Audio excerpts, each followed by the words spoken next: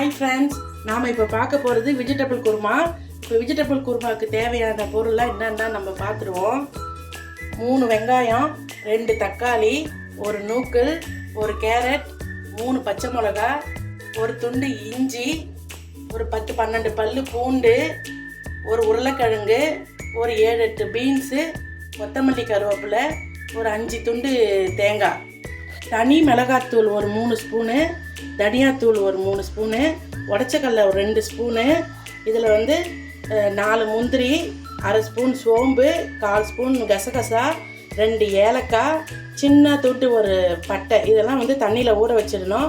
இது தாளிக்கிறதுக்கான ஸ்பைசஸ் சோம்பு 1/4 ஸ்பூனு, ஒரு அன்னாச்சிப்பூ, ஒரு மராத்தி மொக்கு, 3 கிராம்பு, ஒரு பிரியாணி இலை, ஒரு பிஞ்ச் மஞ்சத்தூள், தேவைக்கேற்ப எண்ணெய். இப்போ குக்கர் சூடானதும் ஒரு 4 ஸ்பூன் அளவுக்கு எண்ணெய் விடணும். எண்ணெய் காஞ்சதும் இந்த ஸ்பைசஸ்லாம் இதில் போட்டு ஒரு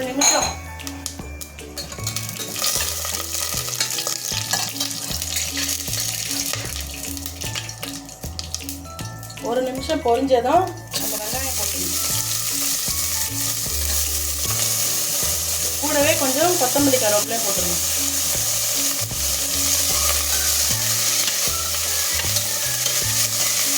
கொஞ்சம் இப்படியே ஒரு 3 நிமிஷம் ஆகும். இது நல்லா வதங்கணும். ஒரு 3 நிமிஷம் ஆகும். இதுக்கு சீக்கிரம் வதங்கிறதுக்கு நம்ம கொஞ்சம் கல்லுப்பு போட்டுக்கலாம்.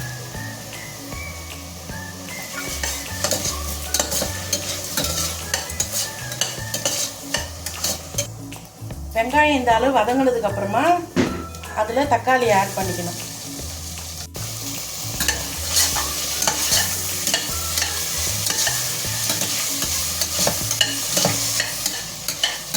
இப்போ இது கொஞ்சம் வதங்கிறதுக்குள்ளே நம்ம அந்த தேங்காய், ஒற்றைக்கடலை, அந்த ஊற வச்சுருக்கோம்ல, அந்த முந்திரி, கசகசா, அதை நம்ம அரைச்சின்னு வந்துடுவோம். ஊற வச்சுருந்தோம்ல இந்த முந்திரி, ஏலக்காய், கசகசா, சோம்பு, ஒரு சின்ன துண்டு பட்டை, இது பாருங்கள் பட்டை நான் இந்த அளவு தான் போட்டிருக்கேன்.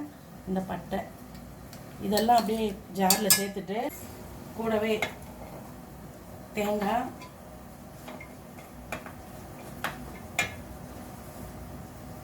பச்சை மிளகா, 2 ஸ்பூன் உடச்சக்கடலை போட்டிருக்கோம். இது எல்லாத்தையும் நம்ம பேஸ்ட் மாதிரி இப்போ மிக்சியில் அரைச்சிடுவோம்.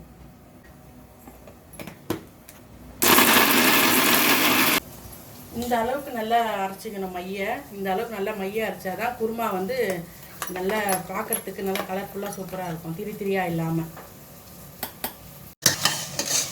இந்த அளவு வதங்கினதுக்கு அப்புறம் நம்ம இதில் இஞ்சி பூண்டு பேஸ்ட் போடணும்.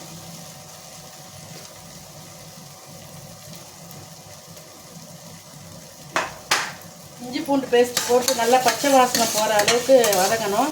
இஞ்சி பூண்டு பேஸ்ட் போட்டாலே அடி பிடிக்க ஆரம்பிச்சிடும். அதனால் கை விடாமல் கொஞ்சம் கலரினே இருக்கணும். இப்போ இதில் ஒரு பிஞ்ச் மஞ்சத்தூள் போடும்.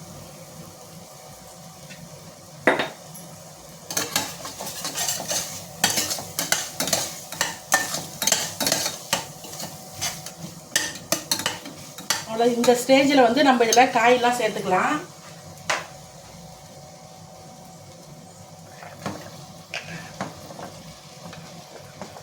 கேரட்டு, பீன்ஸு, நூக்கல், உருளைக்கிழங்கு எல்லாத்தையும் சேர்த்து நல்லா வதக்குங்க.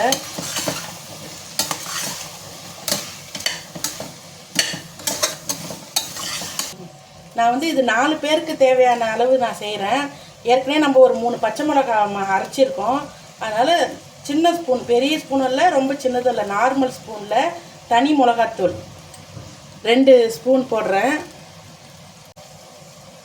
தனியாத்தூள் 3 ஸ்பூன் போடுறேன். எப்போவுமே மிளகாத்தூள் 2 போட்டால் தனியாத்தூள் 3 போடலாம். நான் இதுக்கு தனி மிளகாத்தூள் எடுத்திருக்கேன். குழம்பு மிளகாத்தூள் போட்டுறாதீங்க, தனி மிளகாத்தூள் போடுவேன்.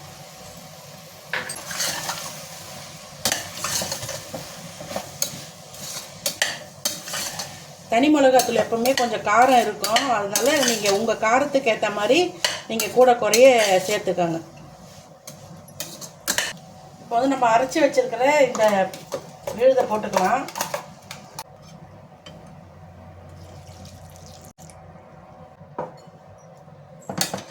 நல்லா போட்டு எல்லாத்தையும் மிக்ஸ் பண்ணிவிட்டு இப்போ நமக்கு எவ்வளோ தண்ணி வேணுமோ அந்த அளவுக்கு வச்சுக்கலாம். நான் இதுக்கு வந்து ஒரு 4 டம்ளர் தண்ணி வைக்கலான்னு இருக்கேன்.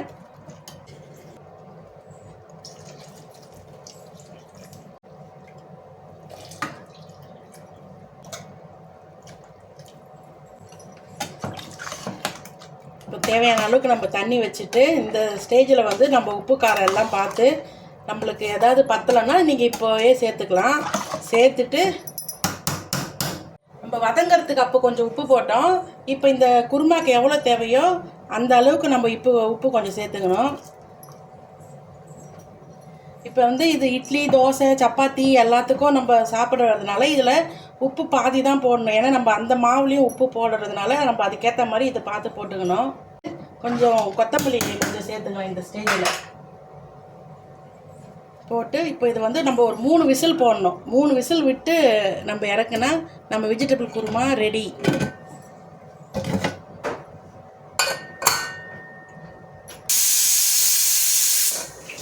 இப்போ நம்ம மூடியை ஓப்பன் பண்ணி பார்ப்போம்.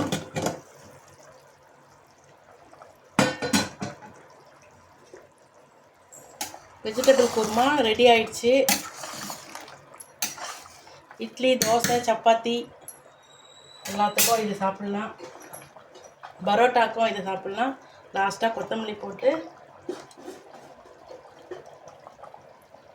இறக்கிட வேண்டியது தான். அவ்வளோதான், உங்கள் வெஜிடபிள் குருமா ரெடி. நீங்களும் உங்கள் வீட்டில் இந்த வெஜிடபிள் குருமாவை செஞ்சு பார்த்துட்டு கமெண்ட்டில் சொல்லுங்கள். லைக் பண்ணுங்கள், ஷேர் பண்ணுங்கள், சப்ஸ்கிரைப் பண்ணுங்கள். சமையல் விளாக்ஸ். தேங்க்யூ.